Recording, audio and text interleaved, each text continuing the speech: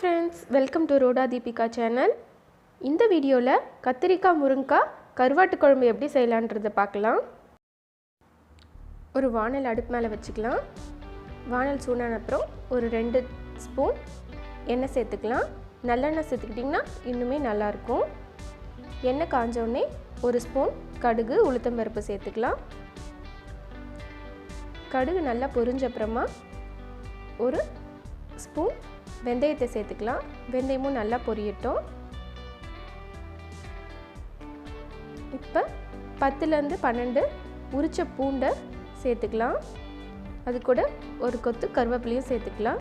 நல்லா எல்லாம் பொரிஞ்சிட்ட அப்புறம் பொடியாக நறுக்கி வச்சுருக்க 2 பெரிய வெங்காயத்தை அது கூட சேர்த்துக்கலாம்.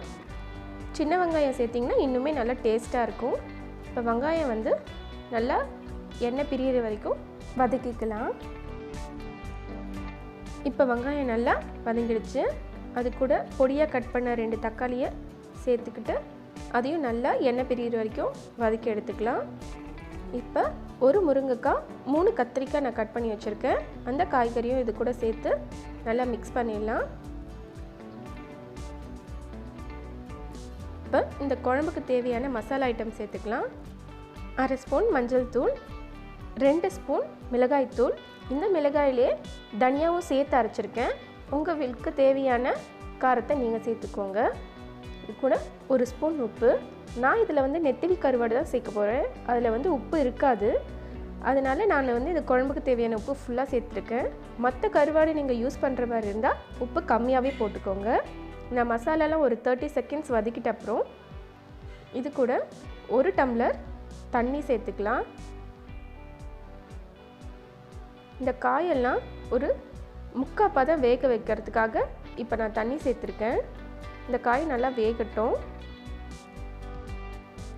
இப்போ காய் 3/4 பதம் வந்துட்ட அப்புறம் நான் ஒரு பெரிய நெல்லிக்காய் சைஸ் புளியை ஊற வச்சு கரைச்சி வச்சுருக்கேன். அந்த புளி தண்ணியை இது கூட சேர்த்துக்கலாம். இப்போ இந்த குழம்பு நல்லா கொதிக்கட்டும். ஒரு மூடி போட்டு மூடி வச்சிடலாம். இப்போ நல்லா குழம்பு கொதிச்சிடுச்சு.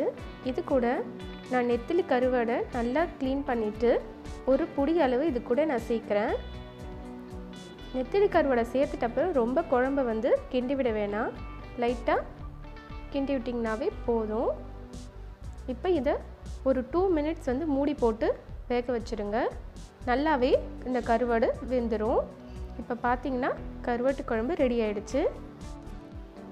கருவாட்டு குழம்பை பழைய சாதத்து கூட சாப்பிடும் போதும் தயிர் சாதத்து கூட சாப்பிடும் போதும் ரொம்பவே கலக்கலாக இருக்கும். இந்த வீடியோ உங்களுக்கு பிடிச்சிருந்தா மறக்காமல் என்னோடய சேனலுக்கு சப்ஸ்கிரைப் பண்ணிக்கோங்க. இந்த வீடியோக்கு லைக் பண்ணிக்கோங்க. தேங்க்ஸ் ஃபார் வாட்சிங்.